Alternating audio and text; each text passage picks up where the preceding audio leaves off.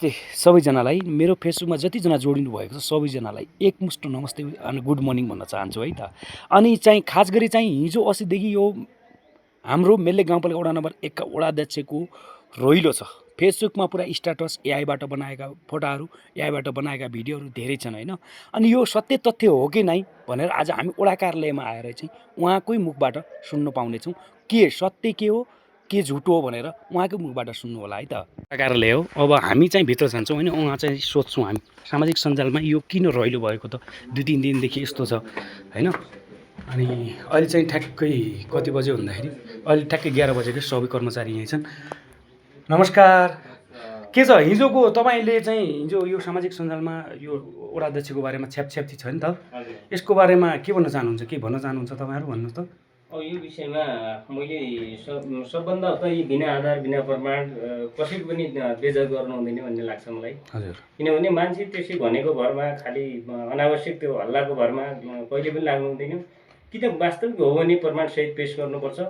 त्यो गर्दाखेरि कानुनी आधारमा उनले कारवाही हुने, ती कानुनी आधार हुँदाहुँदै उहाँहरूले अलिकति त्यो अनावश्यक रूपमा उहाँको नैतिकता पतन गराउने अथवा उहाँको बेइज्जत गर्ने खालले आएको हुनसक्छ भनेर मैले बुझेको छु। मैले धन्यवाद। अनि तपाईँ? म त्यो सचिवको उसमा सहमति गर्छु। ल धन्यवाद छ। अब वडा अध्यक्षलाई सोध्नेछौँ सिधै होइन, उहाँको चाहिँ हिजो के भएको त, किन उहाँको चरित्र हत्या गर्यो त होइन। यो कुरालाई चाहिँ हामी यहाँ वडा अध्यक्ष दिलबहादुर हामी यहाँ बाहिर भनेको छ, यहाँ छन् भित्र, अब यहाँ चाहिँ सोध्नुपर्ने हुनेछ अनि। नमस्कार अध्यक्षज्यू। नमस्कार।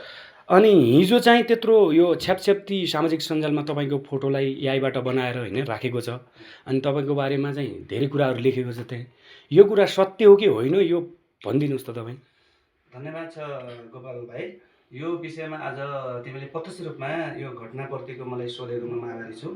तर वास्तविक कुराहरू के हो भन्न चाहन्छु म तपाईँको, अथवा तपाईँ अब युट्युब होला अथवा क्यामेराम्यान होला, जे भए पनि एउटा सामाजिक सञ्जालको एउटा सहकर्ता भएको नाताले मलाई चाहिँ घरिघरि दुःख दिने काम अथवा मलाई प्रेसर डिप्रेसनमा लिने काम यहाँको दाजुभाइबाट अथवा अन्यबाट भइरहेको छ।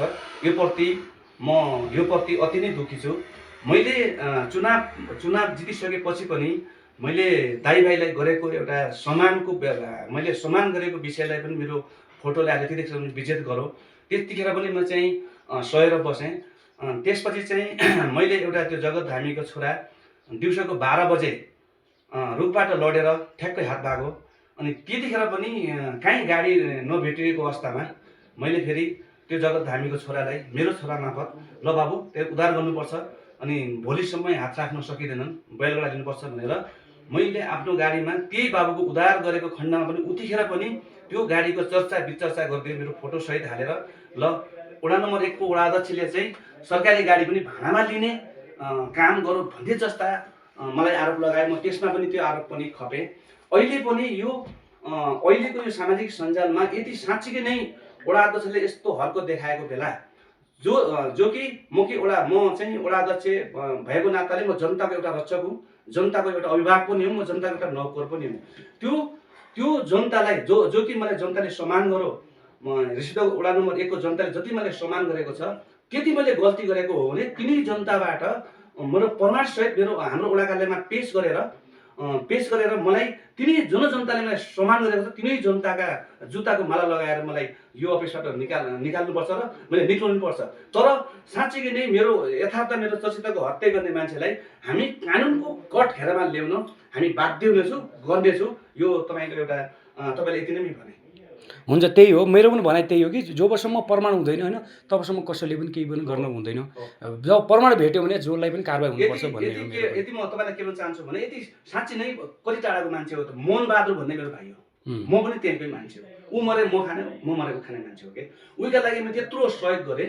सहयोगको ठ्याक्कै उल्टा बनाएर भिडियो बनाएको बेला त्यो मोहनबहादुर पनि यतै छ त त्यो मनोधामीले वडा कार्यालयमा आएर वडा क्षेत्रमा उजुरी गर्नुपर्छ नि, त्यो हो नि त प्रमाण। पीडित मान्छेले उजुरी गरिसकेपछि मैले त्यो दबाउन खोजेपछि यहाँनिर चाहिँ वडा क्षेत्र यस्तो गरौँ भनेर कोही आई बनायो, कोही केही गर्यो, त्यसपछिको त्यो हो नि बिना प्रुफको बिना प्रमाणको मलाई चाहिँ मेरो एउटा सामाजिक सञ्जालमा मेरो एउटा हत्या गरेको छ।